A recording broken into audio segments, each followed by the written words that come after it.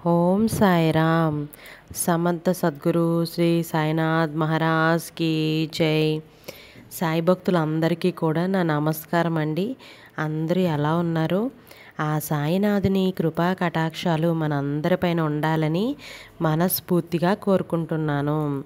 ఓం సాయిరామ్. మన ఛానల్ని first time చూస్తున్న వాళ్ళైతే వెంటనే సబ్స్క్రైబ్ చేసి పక్కనే ఉన్న బెల్ ఐకాన్ని క్లిక్ చేయండి. ఈరోజు బాబా గారు ఏం సందేశం ఇవ్వబోతున్నారు అని అంటే, బిడ్డ, కర్మ ఎవరిని విడిచిపెట్టదంట. సంవత్సరం క్రితం నువ్వు చేసిన పాపం నీ పేగు బంధానికి శాపంగా మారబోతోందంట. అదేంటో తెలుసుకోవాలి అంటే, లేదంటే పెను ప్రమాదం అంట. ఎక్కువ సమయం లేదంట, 24 గంటలు మాత్రమే ఉంది. ఆలోపు అదేంటో తెలుసుకోవాలి. బిడ్డ, నువ్వు మంచి చేసినా చెడు చేసినా, కష్టం చేసినా నష్టం చేసినా, ఎలాంటి కర్మ చేసినా కూడా ఆ ప్రతిఫలం అన్నది నీ పేగుబంధాన్ని అంటుకుంటుంది. నీ పేగుబంధానికి శిక్ష పడుతుంది. అదే నువ్వు నలుగురికి మంచి చేసావు అనుకో, ఆ పుణ్య ఫలితం నీ బిడ్డకు అందుతుంది. అదే నువ్వు నలుగురిని బాధ పెట్టి ఏడిపించేవారిని, కష్టపెట్టే మోసపెట్టి చేసేవారిని నువ్వు సంపాదన చేసి ఆ సంపాదనని నీ బిడ్డలకి ఇచ్చినా కూడా ఆ బిడ్డలు ఆ ఫలితాన్ని అందుకోలేరు. నువ్వు ఏవైతే చెడు కర్మలు చేశావో వాటి ఫలితమే నీ బిడ్డలు తీసుకోవాల్సి వస్తుంది. బిడ్డ, జాగ్రత్త. నువ్వు ఏం చేసినా, ఏది మాట్లాడినా, ఇటువైపు అడుగు వేసినా ఆలోచించు. ఎందుకంటే నీ వెనక నీ బిడ్డలు ఉన్నారు. నీ కర్మలన్నీ అందుకోవడానికి, నీ పుణ్య ఫలితాలను అందుకోవడానికి. వారసత్వంగా నీ బిడ్డలకు నువ్వు ఏమివ్వాలనుకుంటున్నావు? తండ్రి, ఆస్తులనా, ఐశ్వర్యాలనా, సుఖాలనా, సంపదలనా, పుణ్యాలనా, లేకపోతే నువ్వు చేసేటటువంటి పాపకర్మలను ఇవ్వబోతున్నావా? నువ్వు ఎంత చేసేది, ఎంత సంపాదించేది కూడా నీ బిడ్డల కోసమే కదా. మరి అలాంటి బిడ్డలకు నువ్వు ఇస్తే గనక పుణ్య ఫలితాలనే ఇవ్వాలి. కానీ పాపకర్మాలను మూట కట్టి వారికి ఇస్తే జీవితంలో నీ కళ్ళ ముందు బాధలు పడుతూ ఉంటే నువ్వు చూడగలవా బిడ్డ? ఇవన్నీ కూడా నువ్వు తెలుసుకోవాలి. నువ్వు చేస్తున్న తప్పులేంటి, నీ బిడ్డలకు అంటుకోబోతున్న కర్మలేంటి, ఇవన్నీ కూడా నీ బిడ్డల్ని ఎలా నువ్వే క్షేమంగా బయటకు తీసుకొని రావాలి అని నువ్వు అనుకుంటూ ఉండాలి. అంతేగాని నీ సాయి చెప్తున్న ప్రతి మాటను కూడా నువ్వు జాగ్రత్తగా విని తీరు అంటూ బాబాగారు ఈరోజు ఒక అద్భుతమైన నిగూఢ అర్థం దాగి ఉన్న సందేశంతో వచ్చారు. ఖచ్చితంగా అదేంటో తెలుసుకొని తీరాల్సిందే. మీ బిడ్డలు కూడా మీ కర్మలన్నింటినీ కూడా వారసత్వంగా తీసుకోవాల్సి వస్తుంది. అందుకే మనం ఏం చేసినా, ఏం మాట్లాడినా ప్రతి అడుగు ఆచితూచి వేయాలి. ఎందుకంటే వెనక మన బిడ్డలు సిద్ధంగా ఉన్నారు. మగబిడ్డలకు మనం ఏదైనా ఇస్తే సుఖాలను, సంతోషాలను, ఆస్తిని, ఐశ్వర్యాన్ని, పుణ్య ఫలితాన్ని ఇవ్వాలి. కానీ పాపకర్మలని, కన్నీళ్ళని, బాధల్ని, అగచాటిని వాళ్లకు మనం ఇవ్వడం ఏంటండి? అందుకే మనం ఎలాంటి అడుగు వేసినా, ఎలాంటి మాట మాట్లాడినా, ఏ పని చేయాలనుకున్నా ఒక్క నిమిషం ఆలోచించాలి తల్లి. ఎందుకంటే మన బిడ్డలు మన వెనుక క్యూలో ఉన్నారు. మన వారసత్వాన్ని అందుకోవడానికి. మనం ఇస్తే ఏదైనా వారసత్వంగా ఇవ్వాలంటే బిడ్డలకు ఆస్తిపాస్తులే కాదు, సుఖ సంతోషాలు కూడా ఇవ్వాలి. అంతేకాని పాపకర్మలు ఇవ్వటం ఏంటి? బాబాగారు ఎందుకు ఇలా అంటున్నారు, ఏం చెప్పబోతున్నారో తెలుసుకుందాం. చూడండి.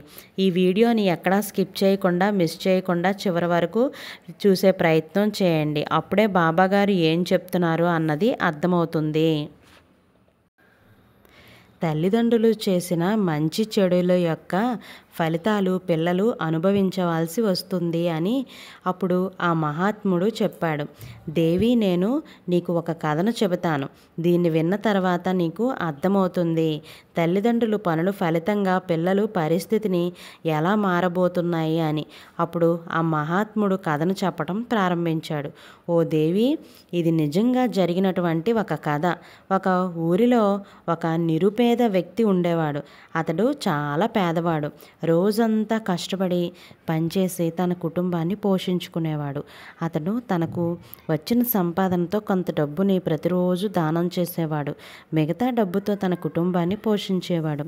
ఈ విధంగా కొంతకాలం గడిచిన తర్వాత అతడి ఇంట్లో ఒక అబ్బాయి పుట్టాడు. ఇప్పుడు ఆ కుటుంబంలో 3 సభ్యులు, భార్య, భర్త, కుమారుడు. కానీ కాలక్రమేణా ధరలు పెరగడంతో కుటుంబ పోషణ కష్టమైంది.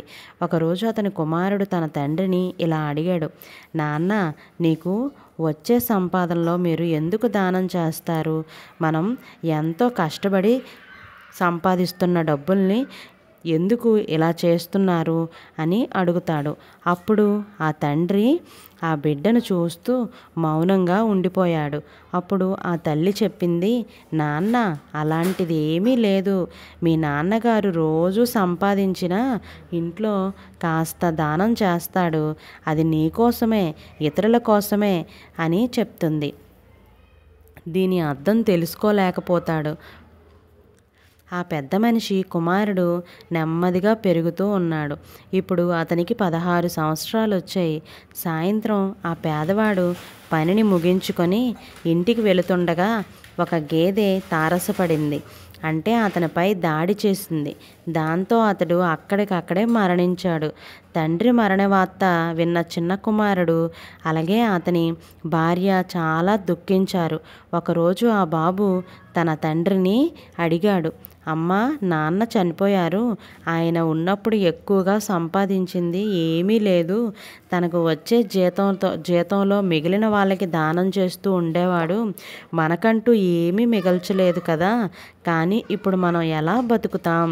మన కడుపు ఎలా నిండుతుంది అని అడుగుతాడు. అప్పుడు ఆ తల్లి కొడుకును చూస్తూ చెప్పింది, పేదరికంలో ఉన్న ఇంట్లో వారికి ఎవరూ కూడా సహాయం చేయటానికి ముందుకు రారు, కేవలం ఆ భగవంతుడు తప్ప అని చెప్తుంది. దాంతో ఆ కుమారుడు చెప్పాడు, అమ్మా, అలా అనుకోవద్దు. నేను ఇప్పుడే యమధర్మరాజు వద్దకు వెళ్తాను. అక్కడికి వెళ్ళి మన పేదరికం చూసాయినా మన తండ్రిని మనకు అప్పగించమని నేను వేడుకుంటాను అని చెప్తాడు. ఆ మాటలు విన్న తల్లి వద్దు అని నివారిస్తుంది. అలా వెళ్ళటం మనకు సాధ్యం కాదని కూడా చెప్పింది. కానీ తన తల్లి మాటలు వినిపించుకోలేదు ఆ కొడుకు. ఒకరోజు పెద్ద మనిషి భార్య తన కుమారుని ఇంట్లో ఒంటరిగా వదిలేసి గ్రామంలో పని కోసం వెళ్ళింది. అప్పుడు ఆ అబ్బాయి తన తండ్రిని తీసుకువచ్చేందుకు తల్లికి తెలియకుండా మీ అమ్మ యమధర్మరాజు వద్దకు వెళ్ళాలని నిర్ణయించుకున్నాడు. అలా అతడు నడవటం ప్రారంభించాడు. కొంతసేపు నడిచిన తర్వాత అతనికి ఆకలి వేసింది. దాంతో ఒక పెద్ద మామిడి చెట్టు కింద కూర్చున్నాడు. దాంతో అప్పుడు ఆ చెట్టు మానవ స్వరంతో చెప్పింది, బాబు, నువ్వు ఎక్కడికి వెళ్తున్నావు? ఎంత అలసిపోయావు అని అడిగింది. అప్పుడు ఆ అబ్బాయి అంటాడు, నేను ఒక పేదవాడిని. నేను ఒక పేద కుటుంబంలో జన్మించాను. నా తండ్రిని తీసుకువచ్చేందుకు యమధర్మరాజు వద్దకు వెళ్తున్నాను అని అంటాడు. అప్పుడు అదంతా విని ఆ చెట్టు చెప్పి, బాబు, నేను ఇక్కడ ఎన్నో ఏళ్ళుగా నిలబడి ఉన్నాను. కానీ నా ఒక్క ఆకు కూడా నేలపై పడటం లేదు. నా కొమ్మలు ఎప్పుడూ ఎండిపోవు. నా గత జన్మ పాపం ఏంటో యమధర్మరాజుని అడిగిరా. ఇంకా ఎన్నాళ్ళు నేను ఇలా నిలబడాల్సి వస్తుందో అని అడుగు అంటుంది. అప్పుడు ఆ అబ్బాయి చెప్తాడు, సరే అయితే ఖచ్చితంగా నేను యమధర్మరాజుని దగ్గరికి వెళ్ళి ఆ విషయంపై కూడా అడుగుతానని చెప్తాడు. ఆ తర్వాత ఆ అబ్బాయి అలా చెప్పి ముందుకు నడవటం ప్రారంభించాడు. కొంత దూరం వెళ్ళిన తర్వాత ఒక పెద్ద పాము దారిలో అతడికి కనిపించింది. ఆ పామును చూసి భయంతో వణికిపోయి అతడు పారిపోతూ ఉండగా ఆ పాము మానవ స్వరంతో చెప్పింది, బాబు, భయపడకు. నువ్వు ఎవరు, ఎక్కడికి వెళ్తున్నావు అని అడిగింది. అప్పుడు ఆ అబ్బాయి తన చేతులు జోడించి, ఓ నాగరాజా, నేను ఒక పేదవాడి కుమారుడిని. నా తండ్రిని తీసుకొచ్చేందుకు యమధర్మరాజు దగ్గరికి వెళ్తున్నాను అని చెప్పాడు. అది విని అప్పుడు పాము చెప్పింది, బాబు, యమధర్మరాజు వద్దకు వెళ్ళినప్పుడు నా కోసం ఒక ప్రశ్న అడుగుతావా? నేను చాలా ఏళ్ళుగా ఇక్కడే ఉన్నాను, కానీ కదలలేకపోతున్నాను. నా శరీరంలో ప్రాణం ఉన్నా నేను కదల్లేను. నా గత జన్మ పాపం ఏంటో నీవు దయచేసి ఆ యమధర్మరాజును అడిగి తెలుసుకుంటావా అని అన్నది. అప్పుడు ఆ అబ్బాయి, సరే, నేను నీ ప్రశ్నను తప్పకుండా యమధర్మరాజు గారిని అడుగుతానని చెప్పాడు. అలా చెప్పి ఆ అబ్బాయి ముందుకు నడవసాగాడు. అలా వెళ్తూ వెళ్తూ దారి మార్గంలో ఒక రైతుని కలిశాడు. రైతు అడిగాడు, బాబు నువ్వెక్కడికి వెళ్తున్నావు? చాలా మృదువుగా సున్నితంగా కనిపిస్తున్నావు.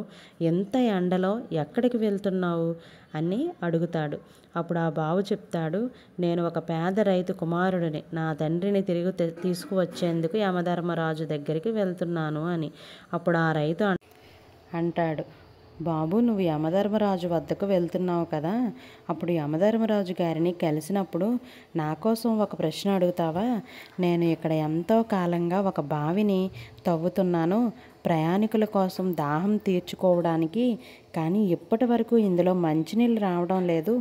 ఎంత లోతుగా తవ్విన నా మునుపటి జన్మలో నేను ఏం పాపం చేశానో తెలియదు, అందుకే నీళ్లు రావటం లేదు. అసలు ఇందులో నీళ్ళు ఎందుకు రావటం లేదో, వస్తాయో లేదో, ఏం చేస్తే నీళ్ళు వస్తాయో తెలుసుకొని రా అని అంటాడు. అప్పుడు ఆ అబ్బాయి చెప్పాడు, సరే నేను ఖచ్చితంగా మీ ప్రశ్నలు యమధర్మరాజు గారి వద్ద అడుగుతాను అని అంటాడు. అలా చెప్పి ఆ అబ్బాయి అక్కడి నుంచి వెళ్ళిపోసాగాడు. కొంత దూరం వెళ్ళిన తర్వాత అతనికి ఒక పెద్ద చెరువు కనిపించింది. అప్పుడు ఆ అబ్బాయి చెరువు ఒడ్డున వెళ్ళి నీళ్లు తాగడం ప్రారంభించాడు తన దాహం తీర్చుకోవడానికి. అప్పుడు ఆ సమయంలో ఆ చెరువులో ఒక బాతు తేలుతూ వచ్చి అడిగింది, బాబు నువ్వు ఎవరివి, ఎక్కడికి వెళ్తున్నావు అని.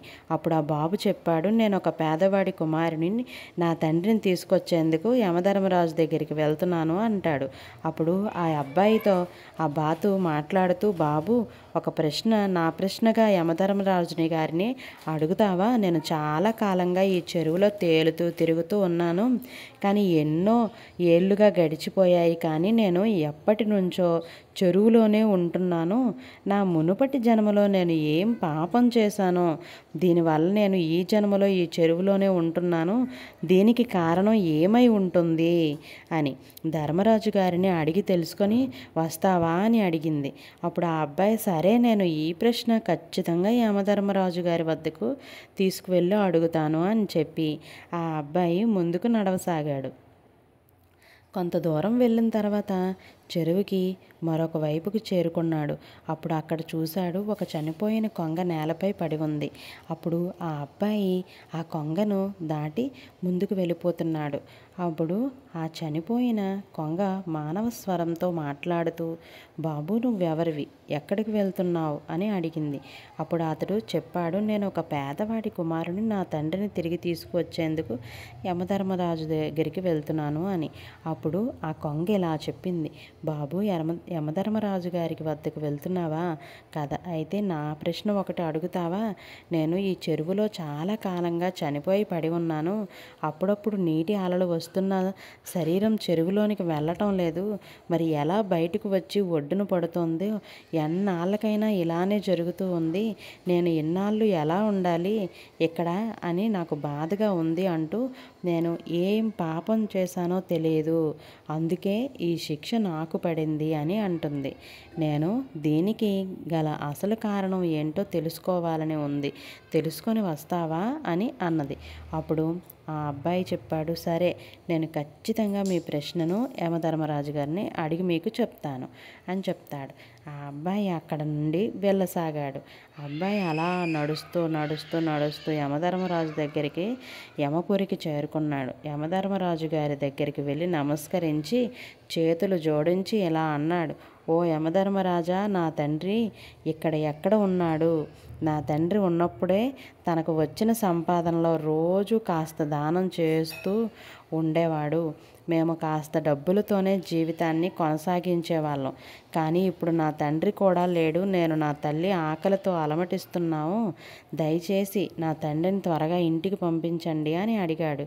అప్పుడు యమధర్మరాజు అబ్బాయి మాటలు విని, సరే నీ తండ్రిని త్వరగా ఇంటికి పంపుతాను, ముందు నువ్వు ఇక్కడే కూర్చో అని చెప్తాడు. తర్వాత అబ్బాయిని తన దగ్గర కూర్చోబెట్టుకొని అక్కడికి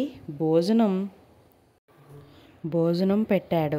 ఆ అబ్బాయికి భోజనం చేసిన తర్వాత యమధర్మరాజు ఇలా అన్నాడు, ఇంకా ఏం కావాలి నీకు అని. అప్పుడు ఆ అబ్బాయి తన ప్రయాణంలో ఎదురైన అందరి ప్రశ్నలు యమధర్మరాజు గారిని అడగటం ప్రారంభించాడు. అన్ని ప్రశ్నలకి సమాధానం ఇచ్చారు. తర్వాత చెప్పాడు, బాబు ఇక నువ్వు వెళ్ళేటప్పుడు అందరికీ సమాధానాలు తెలియజేయి. ఇప్పటి నుండి నువ్వు నీ ఇంటికి వెళ్ళు. నీ తల్లి ఎదురు చూస్తోంది. నీ తండ్రి ఇంటికి చేరుతాడులే అన్నాడు. దాంతో అబ్బాయి యమధర్మరాజుకి నమస్కరించి తిరిగి తన ఇంటికి నడవసాగాడు. మార్గమధ్యంలో మొదటిగా అతడికి చెరువు ఒడ్డున పడిపోయిన ఆ కొంగను చూశాడు. అప్పుడు ఆ చనిపోయిన కొంగ అబ్బాయిని చూసి ఇలా అన్నది, బాబు అడిగావా నేను చెప్పిన ప్రశ్న?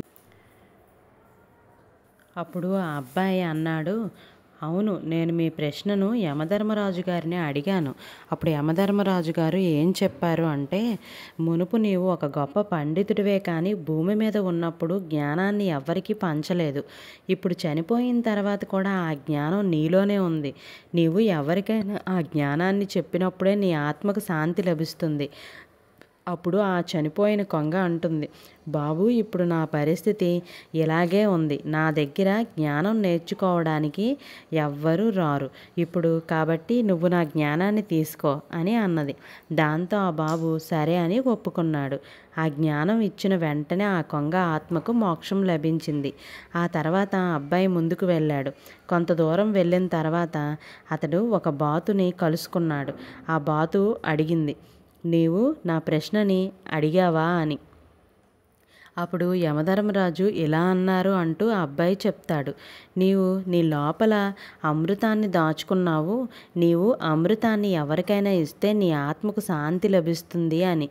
బాతు అన్నది, బాబు ఇప్పుడు ఈ అమృతాన్ని ఎవరు తీసుకుంటారు? నీవే నా అమృతాన్ని తీసుకో అని చెప్పి అంటుంది. అప్పుడు ఆ బాతు తన దగ్గర ఉన్న అమృతాన్ని అబ్బాయికి ఇచ్చింది. ఇక ఆ అమృతాన్ని అబ్బాయికి ఇచ్చిన వెంటనే ఆ బాతు ఆత్మకు మోక్షం పొందింది. అలాగే ఆ అబ్బాయి ముందుకు వెళ్ళాడు. మార్గం మధ్యలో అతని రైతుని కలుసుకున్నాడు. అతను ఆ దారి గుండా వెళ్ళే ప్రయాణికుల కోసం బావి తవ్వుతూ ఉన్నాడు. ఆ రైతు ఆ అబ్బాయిని చూసి ఎంతో ప్రేమతో అడిగాడు, బాబు నీవు నా ప్రశ్న అడిగావా అని. అప్పుడు ఆ అబ్బాయి అవును అడిగాను అన్నాడు. మీ ఇంట్లో ఒక కన్య ఉంది. నీవు ఆ అమ్మాయికి వివాహ వయసు వచ్చినా కూడా నీవు ఆమెకు వివాహం చేయకుండా వేరే పనుల్లో నిమగ్నమైపోయి ఉన్నావు. నీ అమ్మాయికి వివాహం చేసే వరకు బావిలో నీరు రావు.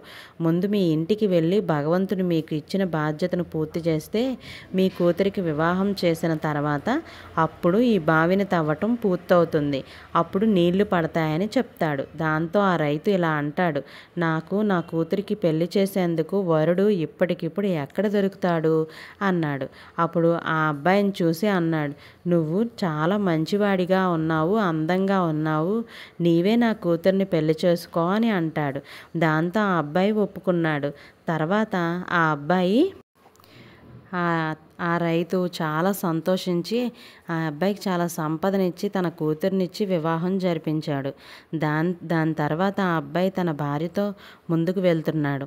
మార్గంలో అతనికి నాగపాము కనిపించింది. ఆ పాము అడిగింది, బాబు నీవు నా ప్రశ్నని అడిగావా అని. అప్పుడు అబ్బాయి అన్నాడు, నేను అడిగాను. నీ దగ్గర నాగమణి ఉందంట, నీవు దానిని ఎవరికీ ఇవ్వటం లేదట. ఎవరికైనా దానం చేసినప్పుడే నీ శాపం అనేది తొలగుతుంది అని చెప్పాడు. అప్పుడు ఆ పాము అన్నది, బాబు నేను ఈ నాగమణిని ఎవరికి ఇవ్వాలి? దానం నువ్వే తీసుకో అని అప్పుడు అంటుంది. ఆ నాగమణిని ఆ అబ్బాయికి ఇచ్చింది. ఆ నాగపాము ఇక ఆ నాగమణిని ఇచ్చిన వెంటనే ఆ పాముకి మోక్షం లభించింది. ఇలా అబ్బాయి తన భార్యతో ముందుకు వెళ్ళాడు. మార్గ మధ్యలో అతడు ఒక పెద్ద మామిడి చెట్టు దగ్గరికి వెళ్ళాడు. ఒకప్పటి ఆయన అక్కడ విశ్రాంతి తీసుకున్నాడు. ఆ చెట్టు అడిగింది, బాబు నీవు నా ప్రశ్నలు కూడా అడిగావా అని. అప్పుడు ఆ అబ్బాయి అవును అడిగాను. నీవు గత జన్మలో ఒక గురువువి కానీ విద్యార్థులకు సరైన విద్యను ఇవ్వలేదు. దానికి బదులుగా చిన్న చిన్న పిల్లలతో పనులు కూడా చేయించుకున్నావు. అందుకే ఆ పిల్లలు నీకు శాపంగా ఇచ్చారు. అందువల్ల నీవు చెట్టుగా మారిపోయావు. నీవు నీ జ్ఞానాన్ని ఎవరికైనా ఇచ్చినప్పుడే నీ ఆత్మకు మోక్షం అనేది పొందుతుంది అని అంటాడు. అప్పుడు అంతా విన్న ఆ చెట్టు అన్నది, బాబు నాకిప్పుడు ఎవరు దొరుకుతారో నీవే తెలుసుకో ఆ జ్ఞానాన్ని అంటూ అప్పుడు ఆ చెట్టు తన వద్ద ఉన్న మొత్తం జ్ఞానాన్ని ఆ అబ్బాయికి ఇచ్చింది. ఆ చెట్టు ఆ జ్ఞానాన్ని ఇచ్చిన వెంటనే అది మోక్షం పొందుతుంది. ఆ తర్వాత అబ్బాయి తన భార్య తన ఇంటికి చేరుకుంటారు. అబ్బాయి ఇంటికి చేరుకోగానే అతని తల్లి ఎంతో సంతోషించింది. ఆమె మురిసిపోయింది. బిడ్డ, నువ్వు ఎక్కడికి వెళ్ళావు? నీతో పాటు ఈమె ఎవరు అని అడిగింది. అప్పుడు ఆ అబ్బాయి తన తల్లికి జరిగిన ప్రతి విషయాన్ని చెప్పాడు. అప్పుడు అనుకోకుండా తన తండ్రి ఆత్మ అతడికి మెరుస్తూ కనిపించింది. ఆకాశంలో నాన్న నాన్న అంటూ తన తండ్రిని చూడగానే ఆ అబ్బాయి ఎంతో పిలుస్తున్నాడు, అరుస్తున్నాడు. అతను అక్కడి నుంచి తన కొడుకుకి ఆశీర్వాదాలు ఇచ్చాడు. అప్పుడు ఆ అబ్బాయి తెలుసుకున్నాడు తన తండ్రి తిరిగి రావటం సాధ్యం కాదని, ఇక రాడని. కానీ యమధర్మరాజు తన తండ్రి చేసిన ధర్మఫలాన్ని ఆ అబ్బాయికి ప్రసాదించాడు. ఈ కథ ద్వారా మహాత్ముడు తన భార్యకు చెప్పాడు, పిల్లలు తమ తల్లిదండ్రుల పాపపుణ్యాలను ఎలా పొందుతారు, మన కర్మలు ఫలితాలు మనకు ఎలా వస్తాయి అని, మా తల్లిదండ్రులు చేసిన సత్కర్మల వల్ల మనకు ఎలా మేలు జరుగుతుందో అలాగే మనం చేసే మంచి చెడులు కర్మలు మనకు కూడా అలాగే కలుగుతాయి. ఈ కథ ద్వారా మనకి ఏం చెప్పాలి అని బాబాగారు చెప్తున్నారు అంటే, బిడ్డ, నువ్వు ఎవరికైతే ఆకలితో ఉన్న వాళ్ళకి అన్నం పెడతావో, దప్పికతో ఉన్న వాళ్ళకి దాహం తీరుస్తావో, నీ దగ్గర 100 రూపాయలు ఉంటే 100 రూపాయలు దానం చేయమని కాదు, 100 రూపాయల్లో 1 రూపాయి దానం చేస్తే ఆ 1 రూపాయి దాన ఫలితం కూడా నువ్వు కోట్ల దానం చేసినంత పుణ్య ఫలితం నీ బిడ్డలకు తిరిగి వస్తుంది. ముందు రోజుల్లో అలా కాదు, సంపాదించినంత నాకే కావాలి, అన్యాయంగా సంపాదించాలి, అక్రమాలు చేసి సంపాదించాలి, మోసం చేసి సంపాదించాలి అంటే, నువ్వు ఇప్పుడు సంపాదించావు బాగానే ఉంది, మరి నీ చేతిలో మోసపోయిన వారు, నీ చేతిలో గాయపడ్డవారు, నీ చేతిలో దెబ్బతిన్నవారు, నీ చేతిలో నష్టపోయిన వారు, వారి కన్నీళ్ళు ఉన్నాయి చూసావు, అవి ఊరికే పోతాయా? నీ తప్పుకి నీకు నీ బిడ్డల్ని బలి చేయాల్సి వస్తుంది. జాగ్రత్త. నువ్వు ఏం పని చేసినా, ఎలాంటి కర్మ చేసినా ఆ కర్మ ఫలితం బిడ్డల్ని వెంటాడుతూనే ఉంటుంది, నీ పేగుబంధాన్ని వెంటాడుతూనే ఉంటుంది. నువ్వు ఎంత సంపాదించేది కూడా నీ బిడ్డల సుఖం కోసమే. అలాంటి ముందు రోజుల్లో నీ బిడ్డ సుఖ సంతోషాలకే కరువైపోతాయి అని ఈరోజు బాబాగారు చెప్తున్నారు. ఈ సంపాదన నీకెందుకు బిడ్డ? అన్యాయమైన సంపాదన నీకెందుకు? జాగ్రత్త. ప్రతి పనిలోనూ ప్రతి అడుగులోనూ ఆచితూచి ఆలోచించి చేయి. అప్పుడే నీ పేగుబంధం ఎప్పుడూ కూడా సంతోషంగా ఉంటుంది అంటూ బాబాగారు అయితే ఈరోజు చాలా అద్భుతమైనటువంటి సందేశాన్ని అందించారండి. ఓం సాయిరాం. రేపటి సాయివాక్తో మళ్ళీ కలుద్దాం. సర్వే జన సుఖినో భవంతు. థ్యాంక్